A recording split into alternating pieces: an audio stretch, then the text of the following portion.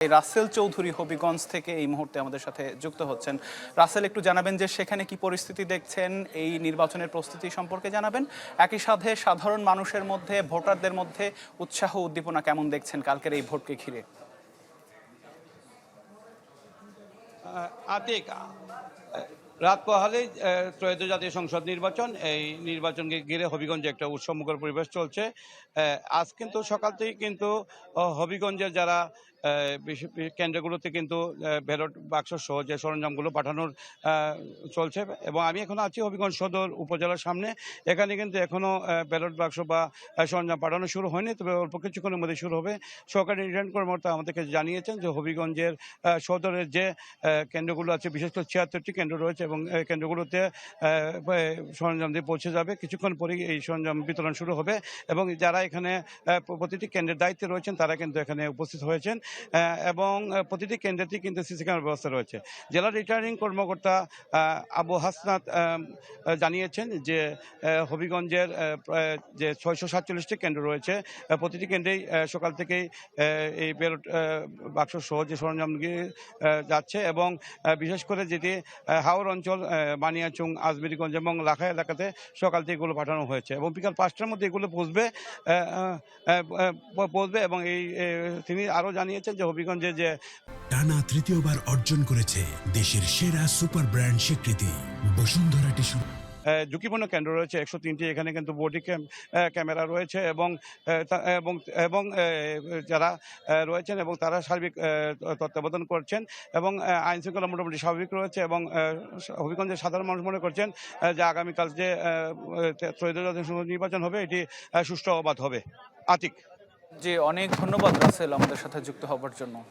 পাশেরই এক জেলা মৌলভীবাজার, সেখানকার চা শ্রমিকদের অনেক প্রত্যাশার কথা আমরা শুনেছি বিভিন্ন প্রচারণায়, এবং সেই খবরগুলোই জানাবেন সহকর্মী আব্দুর রব যুক্ত আছেন। রব, জানাবেন ওই এলাকায় নির্বাচনী আমেজ আপনি কেমন দেখতে পাচ্ছেন? আপনি একটি জনবহুল এলাকার মধ্যেই রয়েছেন, এবং সেখানকার মানুষ আসলে নির্বাচন নিয়ে কি বলছে?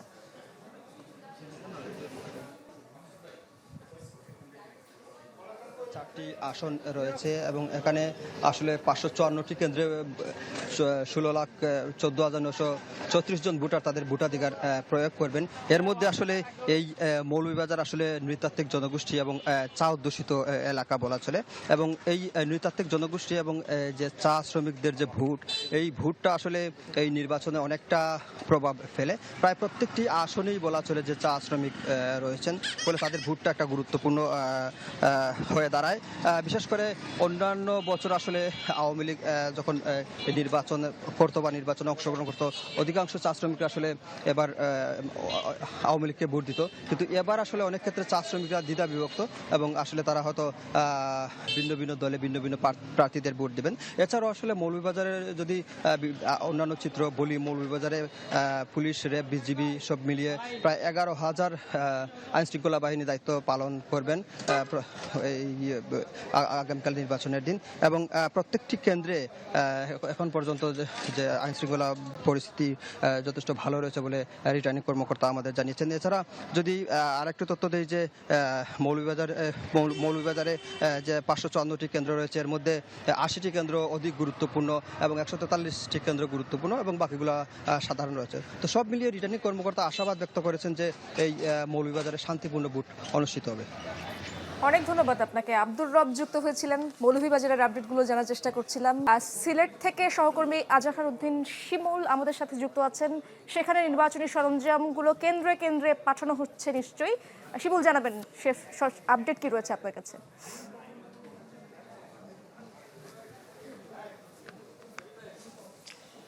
ইসরাত, দেখুন এখন ঘন্টার হিসাব বাকি নির্বাচনের, আর মাত্র ১৯ ঘন্টা রয়েছে নির্বাচনের, এবং সর্বশেষ যে কার্যক্রমগুলো রয়েছে সংশ্লিষ্টরা তা কিন্তু শেষের পথে। এবং এই মুহূর্তে আমরা যে এলাকায় আছি এখানে আসলে নির্বাচনী যে মালামালগুলো রয়েছে সেগুলো আসলে কেন্দ্রে পাঠানোর প্রস্তুতি চলছে, এবং আমাদেরকে সহকারী রিটার্নিং কর্মকর্তা যিনি আছেন তিনি বলছেন যে কিছুক্ষণের মধ্যেই এগুলো যারা দায়িত্বপ্রাপ্ত প্রিজাইডিং কর্মকর্তা রয়েছেন তাদের হাতে তুলে দেওয়া হবে, এবং এখান থেকে মোট ১১০টি কেন্দ্রের যে মালামালগুলো রয়েছে সেগুলো পাঠানো হবে এবং শেষ মুহূর্তের প্রস্তুতি চলছে। আমরা বাইরে দেখছি যে আইন শৃঙ্খলা বাহিনীর যারা সদস্যরা রয়েছেন তারা রয়েছেন এবং এখানে পুলিশ, সেনাবাহিনী, বিজিবির সদস্যরাও তারা অবস্থান নিচ্ছেন এবং বিভিন্ন কেন্দ্রে আমরা ঘুরেছি, কেন্দ্রে কেন্দ্রে দেখছি যে নিরাপত্তার দায়িত্বে যারা রয়েছেন তারা সকাল থেকে কাজ করছেন এবং কিছুক্ষণ আগেও জেলা রিটার্নিং কর্মকর্তা যিনি রয়েছেন তিনি বলেছেন সব রকমের প্রস্তুতি তারা ইতিমধ্যে নিয়েছেন এবং আগামীকাল যাতে ভোট সুষ্ঠু হয় সেজন্য তারা তৎপর রয়েছেন।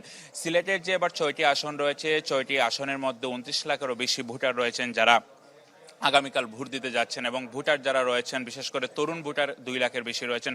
তরুণ ভোটাররা এবার কিন্তু গেম চেঞ্জার হিসেবে কাজ করবেন বলে মনে করা হচ্ছে এবং জানিয়ে রাখি সিলেট জাতীয় রাজনীতিতে অন্যতম গুরুত্বপূর্ণ ভূমিকা সবসময় রাখে এবং বাংলাদেশের যত রাজনৈতিক দল রয়েছে তারা কিন্তু তাদের নির্বাচনী যে প্রচারণা তা অধিকাংশই সিলেট থেকে শুরু করেন। আমরা দেখেছি জাতীয়তাবাদী দল বিএনপি গত 22 জানুয়ারি তারেক রহমানের নেতৃত্বে তারা সিলেট থেকে কিন্তু নির্বাচনী প্রচারণা শুরু করেছে।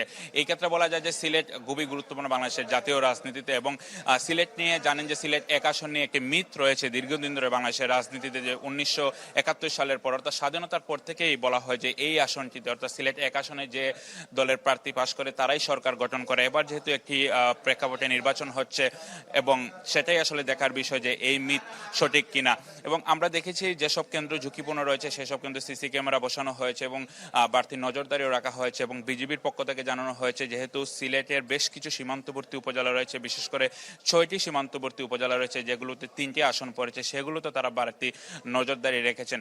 আমরা গত 20 দিন যে প্রচারণা চলেছে প্রার্থীরা বিরামহীনভাবে প্রচারণা করেছেন, পাল্টা অভিযোগ ছিল, কিন্তু এখন পর্যন্ত সবচেয়ে সুখবর যেটি হচ্ছে সেটা হচ্ছে এখন পর্যন্ত সিলেটে কোনো সহিংসতার খবর পাওয়া যায়নি, কোনো আক্রমণের খবরও পাওয়া যায়নি এবং সবারই প্রত্যাশা যেরকমভাবে বিরামহীনভাবে প্রার্থীরা প্রচারণা যেমন করতে পেরেছেন সহিংসতা ছাড়া, নির্বাচনও যাতে আগামীকাল সহিংসতা ছাড়াই নির্বাচন অনুষ্ঠিত হয় সেই প্রত্যাশা আসলে তারা করছেন।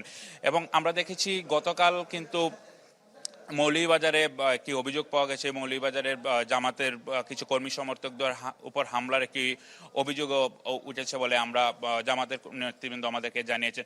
সব মিলিয়ে আসলে ইসরাত এবং আতিক বলা যায় যে সিলেটের মানুষ যারা রয়েছেন তারা উৎসবমুখর পরিবেশে ভোট দেওয়ার জন্য অপেক্ষা করছেন এবং যেহেতু পূর্ববর্তী যে নির্বাচনগুলো বিতর্কিত ছিল, সামনের যে নির্বাচনটা আগামীকালের যে নির্বাচন সেই নির্বাচন যাতে সুষ্ঠু হয় সেই প্রত্যাশাই সবার। শিবুল, অনেক ধন্যবাদ আপনাকে। আমাদের সহকর্মী আজহারউদ্দিন শিমুল কিন্তু জানাচ্ছিলেন সিলেট থেকে। আমরা এ পর্যায়ে চলে যেতে চাই মাগুরা থেকে, আমাদের সহকর্মী এরই মধ্যে সেখান থেকে যুক্ত হয়েছেন। একটু জানতে চাই আপনার কাছে সেখানে কি অবস্থা দেখছেন, একেবারে তো শেষ মুহূর্তে প্রস্তুতির খবর একটু জানতে চাই আপনার কাছে।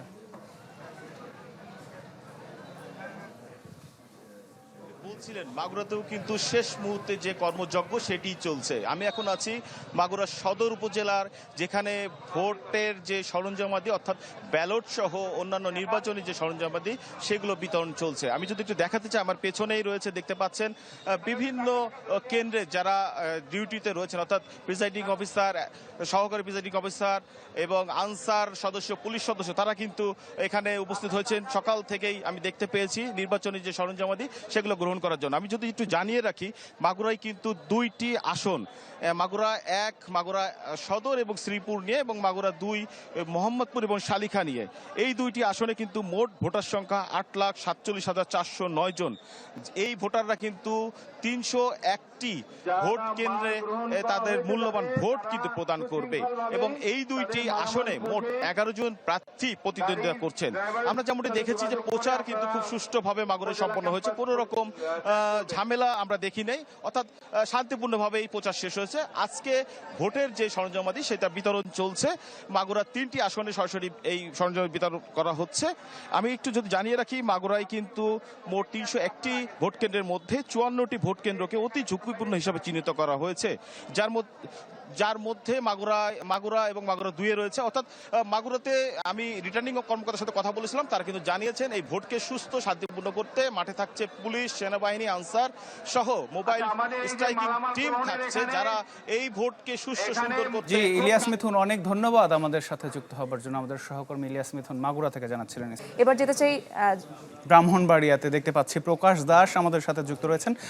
প্রকাশ, খুব সম্ভবত আপনি যেখানটাতে অবস্থান করছেন সেখান থেকে এই নির্বাচনী এই সরঞ্জামগুলো ভোট কেন্দ্রে নিয়ে যাওয়া হচ্ছে, একটু বিস্তারিত জানাবেন।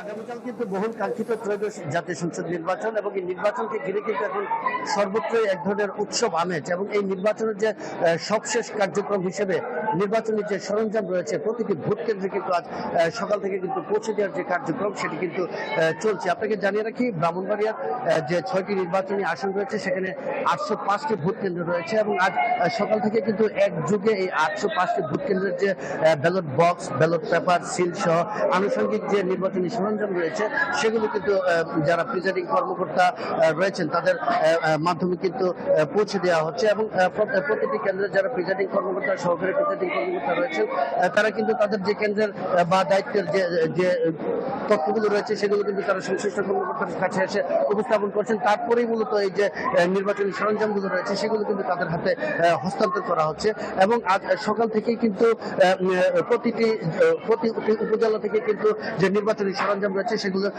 বিতরণ করা হচ্ছে, এবং প্রতিটি উপজেলা পরিষদ চত্বরের সামনে কিন্তু যারা কর্মকর্তা সংশ্লিষ্ট রয়েছেন তাদের কিন্তু এক ধরনের উপচেপুরা ভিড় রয়েছে, এবং এক ধরনের কিন্তু একটি উৎসব আমেজ রয়েছে। তো আমরা কিন্তু বেশ কিছু প্রিজাইডিং কর্মকর্তার সাথে কথা বলেছিলাম, তারা জানিয়েছেন যে তারা অনেকটা নির্বিঘ্নে কিন্তু তাদের যে নির্বাচনী সরঞ্জাম রয়েছে সেগুলো কিন্তু তারা সংগ্রহ করেছেন, এবং তারা কিন্তু পর্যাপ্ত নিরাপত্তার মধ্য দিয়ে বিশেষ করে আনসার এবং পুলিশ সদস্যদের সহায়তায় কিন্তু তারা তাদের কেন্দ্রের উদ্দেশ্যে কিন্তু রওনা হচ্ছে।